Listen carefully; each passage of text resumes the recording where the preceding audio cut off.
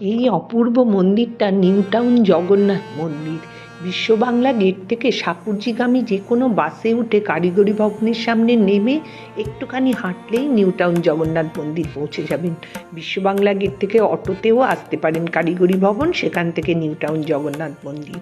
দেখুন মন্দিরটা আলোয় ঝলমল করছে, এখন সন্ধেবেলা। মন্দিরের সামনে দুটি স্তম্ভ আছে, স্তম্ভের উপরের দিকে বিষ্ণুর 10 অবতারের মূর্তি, তার নিচে শ্রী চৈতন্যের নগর কীর্তনের কাহিনী।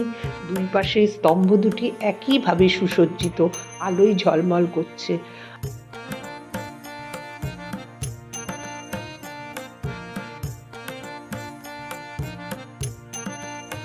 মাঝখানে উপরে শিব দুর্গা, তার উপরে মন্দার পর্বত, বাসুকীনাগ ও সমুদ্র মন্থনের কাহিনী। একদিকে অসুরগণ ও অন্যদিকে রাক্ষসগণ।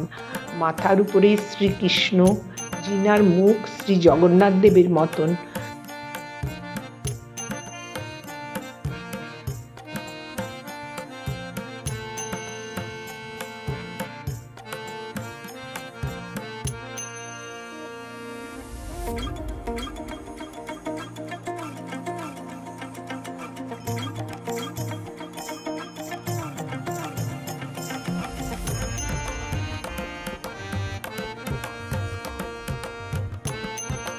মন্দিরের ভিতরে 3টে গর্ভগৃহ, বাঁ দিকে বজরংবলীর গর্ভগৃহ।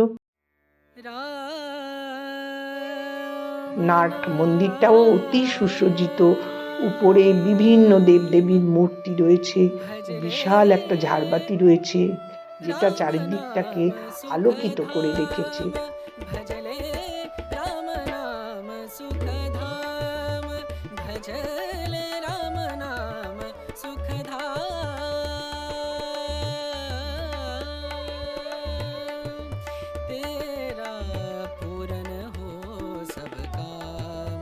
মাঝখানে শ্রী জগন্নাথ, শ্রী বলভদ্র ও সুভদ্রা দেবীর গর্ভগৃহ।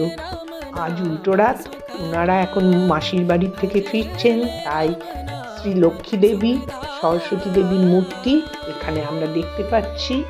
জগন্নাথ দেব, বলভদ্র ও সুভদ্রা দেবীকে এখন দেখা যাচ্ছে না, একটু পরেই ওনারা নিজ মন্দিরে ফিরবেন। ডান দিকের গর্ভগৃহ শ্রী রামচন্দ্র, সীতা দেবী ও শ্রী লক্ষ্মণের গর্ভগৃহ।